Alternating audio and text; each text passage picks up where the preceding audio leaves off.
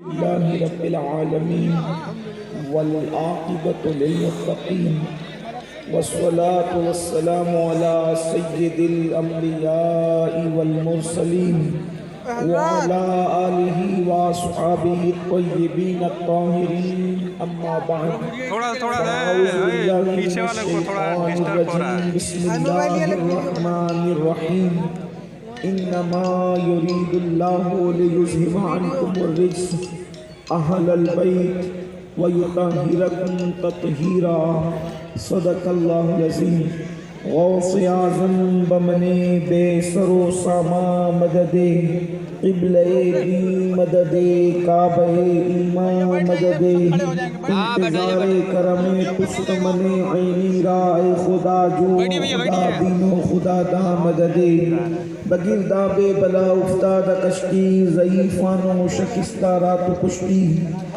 پیلی ٹوپی والے پیچھے کروانا پڑے گا تھوڑا سا مدد کن یا معین الدین چشتی مدد کن یا معین الدین چشتی مدد کن یا معین الدین چشتی انتہائی احترام و عقیدت کے ساتھ اپنے اور ساری کائنات کی مرکز عقیدت انیس بے کساں چارہ ساز درد منداں ہم غریبوں کے غم گسار ہم فقیروں کی ثروت شہر یار ارم تاجدار حرم نو بہار شفاعت شب اسرا کے دولہا نوشے بزم جنت دانائے سبل مولائے کل ختم الرسل خسرو خوباں سیاح لامکاں وجہ کل فقاں در اللہ المکنون سر اللہ المخزون عالم ما کانا وما یکون آبو گلے انبیاء جانو گلے اسفیاء مطلع سعادت مقدہ سیادت خلاصہ کائنات فخر موجودات حضور احمد مجتبہ محمد مصطفیٰ ارواحنا فدا صلی اللہ علیہ وآلہ وصحبہ وبارک وسلم کی بارگاہ میں کسبناہ میں جس طریقے سے پڑھاؤں بلند آواز سے میرے ساتھ مل کر پڑھیں الصلاة والسلام علیکہ یا رسول اللہ الصلاة والسلام علیکہ یا نبی اللہ الصلاة والسلام علیکہ یا نبی اللہ الصلاة والسلام علیکہ یا حبیب اللہ وعلى آلك وأصحابك يا نور الله صلى الله تعالى عليك وسلم مصطفیٰ جان رحمت پہ لاکھوں سلام شمع بزم ہدایت پہ لاکھوں سلام جس سہانی گھڑی چمکا طیبہ کا چاند اس دل افروز ساعت پہ لاکھوں سلام سبحان اللہ سبحان اللہ سبحان اللہ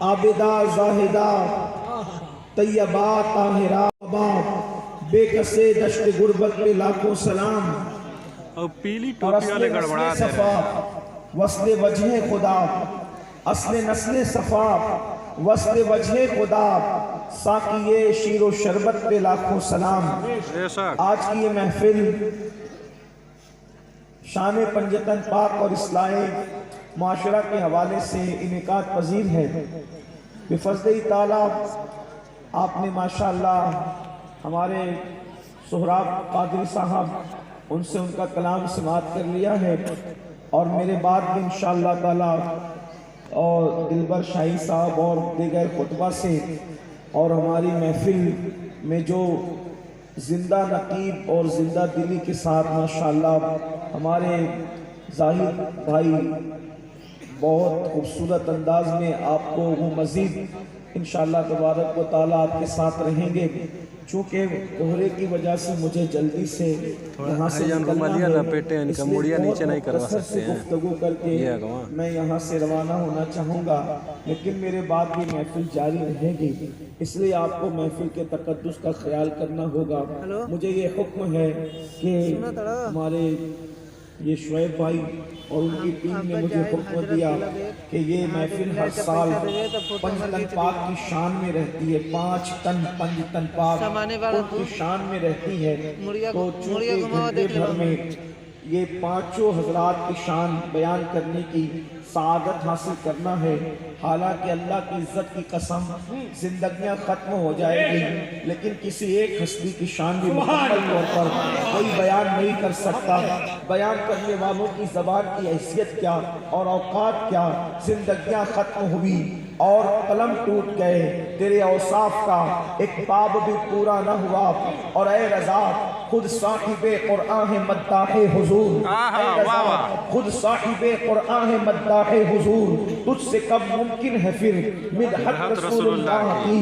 ان 5 تن میں جو سب سے پہلی ذات ہے اور انہی کے صدقے میں بلکہ چاروں تن کو شان شوکت عظمت ملی، بلکہ 4 تن کیا پوری کائنات کے اندر جس کو جو ملا ان سے ملا، جتنا ملا ان سے ملا، جس کو ملا ان سے ملا، اور قیامت تک جس کو جتنا ملے گا اس انہی کے صدقے میں ملے گا۔ اس لیے کہ اللہ نے ان کے لیے فرمایا اے محبوب اگر ہم تمہیں پیدا نہ کرتے یا تمہیں پیدا کرنا مقصود نہ ہوتا تو ہم کائنات کو بھی پیدا نہ فرماتے۔ آپ اندازہ کریں ان کا صدقہ کس کس کو ملا اور کس طرح سے ملا۔ میں اپنی قوم کے جوانوں کی توجہ چاہتا ہوں، اللہ اکبر، اور اپنی ماں اور بہنوں کی بھی توجہ چاہتا ہوں۔ دراصل بات اتنی ہے ہم نے اللہ کی وہ قدر نہ کی جیسا قدر کرنے کا حق تھا، ہم نے رسول اللہ کی وہ قدر نہ کی جیسا قدر کرنے کا حق تھا، ہم نے اصحاب مصطفیٰ کی وہ قدر نہ کی جیسا قدر کرنے کا حق تھا، ہم نے اہل بیت مصطفیٰ کی وہ قدر نہ کی جیسا قدر کرنے کا حق تھا، ہم نے اولیاء اللہ کی وہ شان نہ پہچانی جیسا کہ شان پہچاننے کا حق تھا۔ دیکھو اپنے نبی کی شان کیا ہے، اور یاد رکھنا اللہ کے نبی صلی اللہ علیہ وآلہ وسلم کو علم و تحقیق کے ترازو میں تولنے کی ضرورت نہیں، اس لیے کہ علم اور تحقیق کے دروازے کہیں اور ہوتے ہیں، لیکن یہ ذات وہ ذات ہے، انہیں صرف ماننا ہوگا، انہیں صرف ماننا ہوگا، اور علم و تحقیق کی ساری رانائیاں ان کے قدموں پہ نچھاور کرنی ہوگی۔ کیا شان ہے مصطفیٰ جان رحمت کی، آپ نے سنا ہوگا قارون نام کا ایک شخص تھا، اللہ اکبر، یہ موسیٰ علیہ السلام کا کزن ہوتا تھا، اور قارون تھا، اللہ اکبر، اس کو توریت کی تلاوت کا اتنا خوبصورت ہنر تھا، اتنے اچھے انداز سے وہ توریت کی تلاوت جانتا تھا کہ حضرت سیدنا موسیٰ علیہ السلام جو ہے اس سے جو ہے وہ توریت سنا کرتے تھے۔ جب اللہ رب العزت نے حضرت موسیٰ علیہ السلام پر زکوٰۃ کا حکم نازل فرمایا کہ اے موسیٰ اپنی قوم کو فرمائے، اپنی قوم کو حکم دے کہ وہ زکوٰۃ نکالے اپنی مال کی، یعنی کہ جتنا مال اللہ نے دیا ہے اس کا 2.5% حصہ بطور زکوٰۃ نکالے۔ اللہ پھر حضرت موسیٰ علیہ السلام قوم کے درمیان تشریف لائے، اور آنے کے بعد آپ نے فرمایا کہ اللہ نے تمہیں جتنا دیا ہے اس کا 2.5% غریب مسکینوں کے لیے تمہیں نکالنا ہوگا۔ جب لوگوں نے سنا تو سب سے زیادہ مالدار قوم میں کون تھا؟ قارون تھا۔ قارون اس کے پاس بڑا خزانہ تھا، یہاں تک کہ کہنے والوں نے کہا ہے کہ قارون کی جو تجوریاں تھی اس کی چابیاں جانوروں پر لاد کر لائی لے جائی جاتی تھی۔ اندازہ کریں جب اس کی تجوریوں کی چابی کی اتنی تعداد ہے تو تجوریاں کتنی ہوگی، اور تجوریاں اتنی ہوگی تو اس کے پاس مال کتنا ہوگا۔ لیکن جانتے ہیں انسان کی پہچان کب ہوتی ہے؟ اللہ اکبر، کھانے کے وقت پہچان نہیں ہوتی، نعرے کے وقت پہچان نہیں ہوتی، بلکہ جب کوئی چیز قربان کرنی پڑے تب پہچان ہوتی ہے۔ اللہ اکبر، ایسا ہی ہوا۔ اللہ پاک امتحان لیتا ہے، ارے وہ اللہ ہے، اگر وہ چاہے تو غریبوں کے لیے ایسے درخت پیدا کر دے جس پر صرف غریبوں ہی کو مال ملا کرے، وہ شان والا ہے، وہ جس کو جو چاہے عطا کر دے۔ لیکن اللہ رب العزت نے امتحان کے لیے مالداروں کے مال میں غریبوں کا حصہ رکھا ہے، اور وہ زکوٰۃ کی شکل میں ہے۔ حضرت موسیٰ نے کہا زکوٰۃ دینی ہوگی، سب لوگوں نے جو وہ تسلیم کیا، لیکن قارون چونکہ بڑا مالدار تھا اس کے دماغ کے اندر گھومنے لگا کہ میری دولت اتنی ہے، 2.5% اتنے ہو جائیں گے، اس کو زیادہ لگنے لگا۔ آج کے مالداروں کو بھی ایسے کچھ لگتا ہے یار اتنا دے دیں گے تو کیا، نادان ہے۔ اللہ اکبر، 97.5% اپنے لیے رکھ رہا ہے اور 2.5% اللہ کی راہ میں دے رہا ہے، وہ بھی اس بشارت کے ساتھ کہ جس نے زکوٰۃ دے دی اس کا مال اللہ کے قلعے میں محفوظ ہو جاتا ہے، اللہ کے قلعے میں محفوظ محفوظ ہو جاتا ہے. جس نے زکات دے دی پتا چلا جو بادشاہ کے قلعے میں محفوظ ہو جائے اس کو کوئی نقصان نہیں پہنچا سکتا. تو جس کا مال اللہ کے قلعے میں محفوظ ہو جائے اس کے مال کو کون نقصان پہنچا سکتا ہے؟ آج مسلمان کہتے ہیں مولانا میرا مال چوری ہو گیا, میرے مال کو لے کے بھاگ گیا, میرے مال پہ ریٹ پڑ گئی. میں کہتا ہوں زکات صحیح نہیں نکالتے. جس دن مسلمان صحیح طور پر زکات نکالے گا اس دن تیرا مال بھی محفوظ رہے گا, تو بھی محفوظ رہے گا.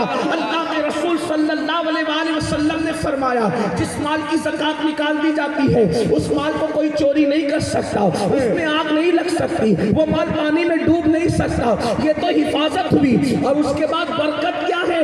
اگر ایک دو گے کم سے کم اللہ تمہیں 10 عطا کرے گا. ایک کا 10 اگر کوئی اعلان کرے 1 2 10 لے کے جاؤ, 1 2 10 لے کے جاؤ. کتنا نادان ہے انسان. اگر 1 کے 10 کا نعرہ لیڈر لگائے تو لوگ اس کے پیچھے بھاگتے ہیں. یہاں تو اللہ کا قرآن کہہ رہا ہے 1 دے گا تو کم سے کم تجھے 10 دیا جائے گا. پھر بھی لوگ دینے کو تیار نہیں. یہ کم سے کم 1 کا 10 ہے. نیت اور اچھی ہے تو اللہ تجھے 70 دے گا. نیت اور اچھی ہے تو اللہ تجھے 700 دے گا. نیت اور اچھی ہے تو اللہ تجھے بے حساب عطا فرمائے گا. نعرہ تکبیر، نعرہ رسالت. اور نیت اچھی ہے. میں ترکیب بار اہل بیت اور حضور کی ذات پڑھنا چاہتا تھا لیکن بات نکل آئی. اللہ کی شان یہ ہے اس کی راہ میں جو دو گے اللہ اس سے بہتر دے گا. دینا شرط ہے. قرآن کہتا ہے لن تنالوا البر حتى تنفقوا مما تحبون. اس وقت تک کہ تم تقوی پرہیزگاری اور نیکی کو نہیں پہنچ سکتے جب تک اپنی محبوب چیز کو اللہ کی راہ میں قربان نہ کرو. میں تھوڑا سا دور ہو رہا ہوں عنوان سے لیکن جلدی سے قریب آنے کی کوشش کی جائے گی. لیکن توجہ کریں, جو دو گے دیکھو وقت دو گے اللہ بہتر وقت دے گا. زندگی قربان کر دو گے اللہ کے لیے اللہ تمہیں اس سے بہتر زندگی دے گا.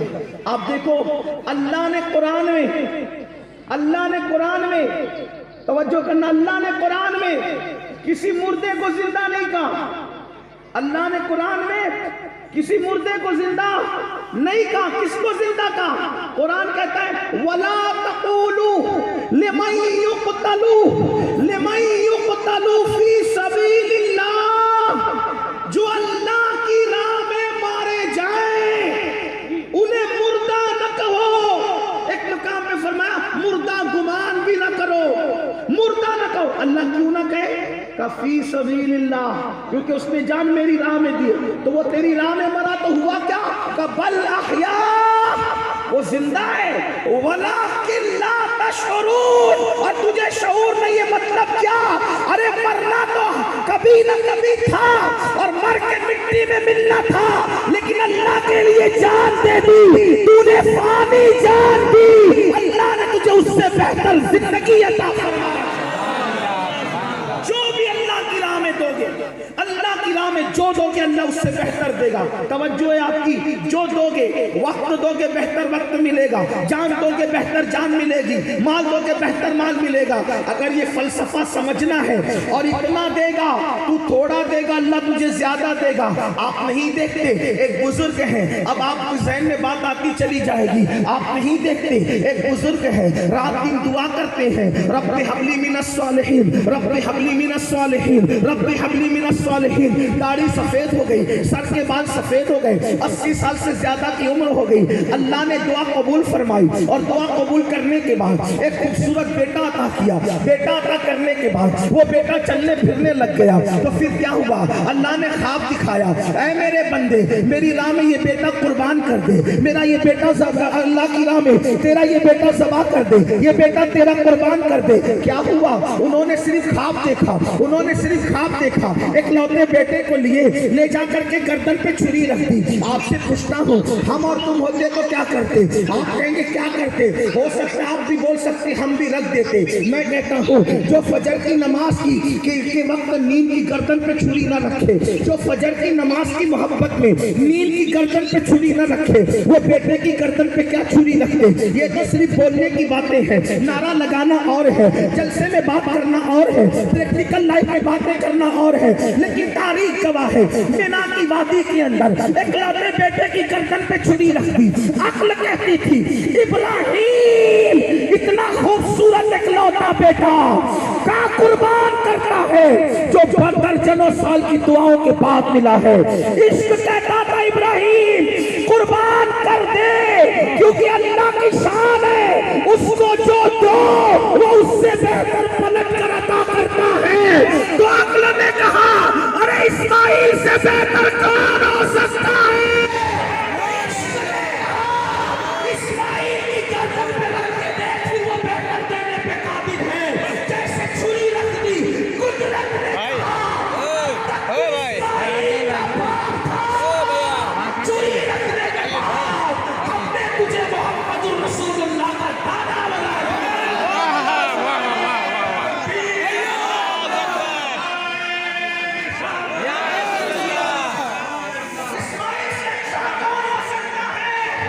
اسماعیل سے اچھا کون ہو سکتا ہے؟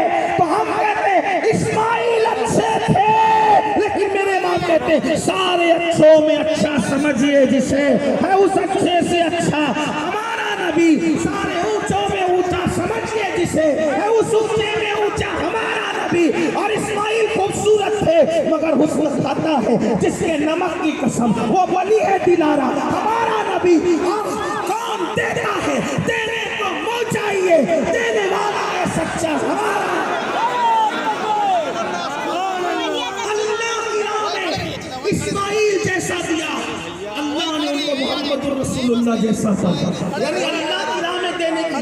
اور آگے چلیے تھوڑی دور, یہاں اسماعیل علیہ السلام دیا ایک, اللہ نے سید الانبیاء پلٹ کر دیا ہے. اسی لیے میرے نبی پہ جب درود پڑھا جاتا ہے تو ہر مرتبہ کسی اور نبی کا نام نہیں لیا جاتا, حضرت ابراہیم علیہ السلام کا نام لیا جاتا. کسی کو ڈھونڈ رہے ہیں نام دیکھو. اور پھر کربلا میں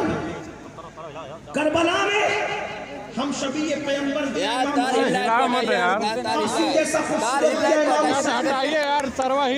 اصغر جیسا معصوم دیا امام حسین نے, سب دے دیا. کی بات دیکھیں جتنے اچھے تھے سب دے دیا, اور جو بیمار تھا اس کو اپنے لیے رکھ لیا. پتہ کیا چلا کر لیجئے تو ادھر یہ فکر حسین ہے, جو اچھا ہو وہ اللہ کے دو جو بیمار ہو. ہم تو یہ کہتے ہیں یہ بھی اللہ کی حکمت تھی. اللہ امام حسین کے عشق کی کیفیت کو جانتا ہے, اس لیے زین العابدین کو بیمار کر دیا, ورنہ خدا کی عزت کی قسم اگر وہ بیمار نہ ہوتے تو حسین نسل کی پرواہ نہ کرتے, یار کی محبت میں امام ان کو بھی قربان کر دیتے. لیکن دینے کا انداز دیکھو, یزید کم سے کم 8, ایک روایت کے مطابق 10 اور ایک روایت کے مطابق 14. اب تینوں میں جو روایت لے لیں, یزید 14 بیٹے چھوڑ کے مرا. آج یزید کی نسل باقی نہیں, لیکن حسین نے اپنا بچہ دے دیا. تو قدرت کے نقیب نے اعلان کیا حسین اگر تم میرے لیے سب بچوں کو مروا چکا تو اب میں تجھے اتنی اولاد دوں گا کہ روئے زمین پر کوئی تیری اولاد سے محلہ خالی نہیں ہے.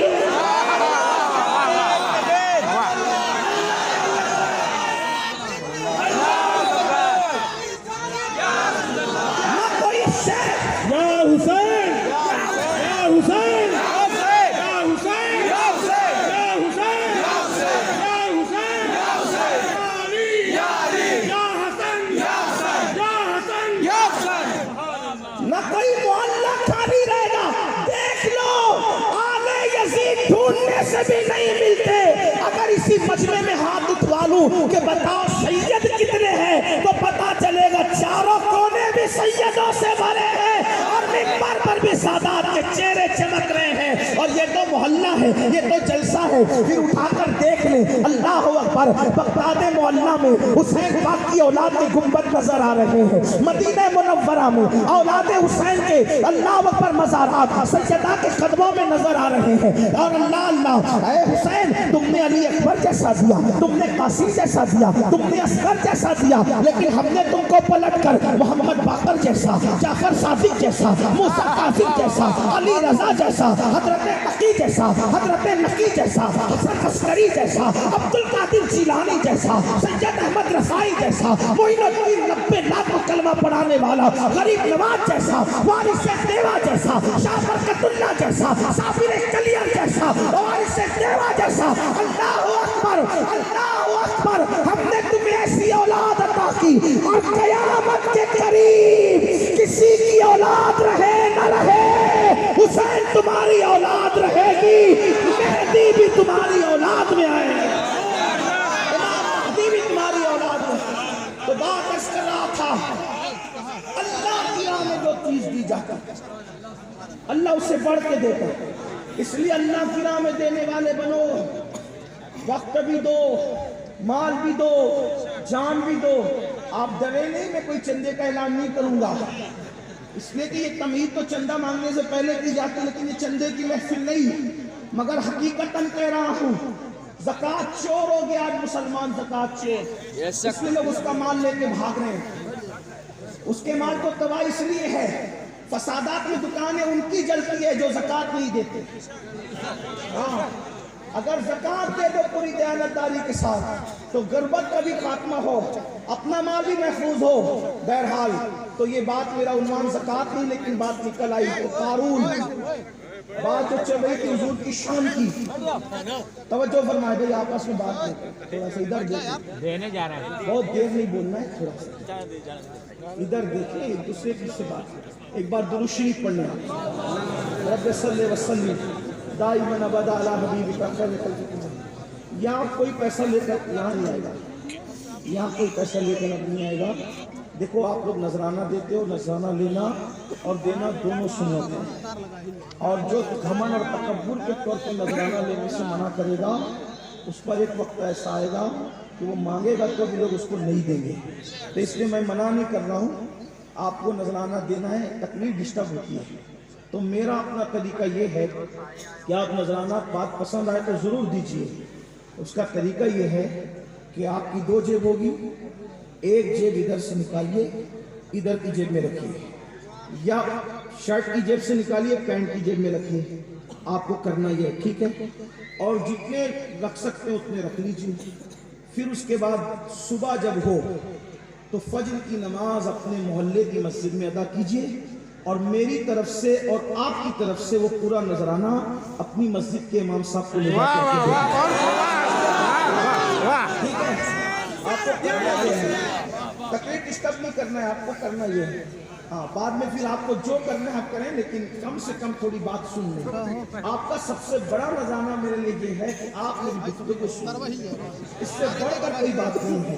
ایک بار سب مل کر درود شریف پڑھنے، بات آگے بڑھتی ہے۔ صلی اللہ علیہ نبی و علیہ السلام علیکم یا رسول اللہ صلی اللہ تعالی علیہ وسلم۔ محمد صلی اللہ علیہ وسلم صلاۃ و سلام علیک یا جد الحسن والحسین۔ تو قارون کو یہ لگا کہ میرے پاس سے پیسے بہت چلے جائیں گے، 2.5% بہت رقم نکلے گی۔ اس نے کیا کیا، اپنی زکوٰۃ بچانے کے لیے ایک فاحشہ زانیہ نچنی عورت کے پاس گیا، بدکار عورت کے پاس، اور جا کر کے اس سے کہا کہ صبح محفل جمے گی۔ دیکھو چہرہ دیکھ کر میری ہمت نہیں ہوتی کہ میں اتنا گندا الزام آپ پہ لگاؤں۔ حضرت موسیٰ کی نظریں اٹھ گئی آسمان کی طرف، جس نے اپنی زکوٰۃ بچانے کے لیے مجھ پہ زنا کا الزام لگانے کی کوشش کی، اس کی سزا کیا ہوگی؟ اللہ نے فرمایا آپ کا اختیار موسیٰ، آپ کا اختیار، جو چاہے اس کو سزا دیں۔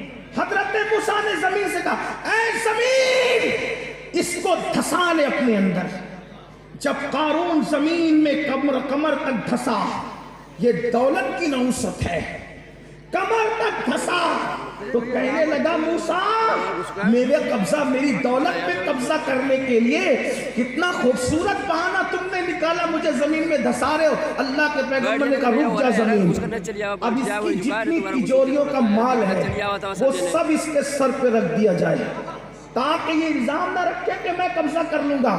فرشتوں نے اس کا سارا مال اس کے سر پہ رکھا، ابھی تو اکیلے دھس رہا تھا، ابھی مال کا وزن لے کر کے حضرت موسیٰ نے کہا دھسا، جب زمین کو کہا دھسا، زمین دھساتی رہی، موسیٰ علیہ السلام نے کہا دھسا، دھساتی رہی، موسیٰ دنیا میں رہے، قارون دھستا رہا، موسیٰ دنیا سے چلے گئے، قارون دھستا رہا، حتیٰ کہ حضرت موسیٰ علیہ السلام کے دنیا سے جانے کے بعد کم و بیش 2000 سال تک کے قارون دھستا رہا، دھستا رہا، دھستا رہا، لیکن ایک دن آیا، اللہ اکبر، ربیع الاول کی 12ویں شب طلوع ہو چکی تھی، اور اس وقت صبح صادق کے قریب آمنہ کا لال عبداللہ کا در یتیم تمہارے اور میرے آقا جب اس دنیا میں 12 ربیع الاول کی صبح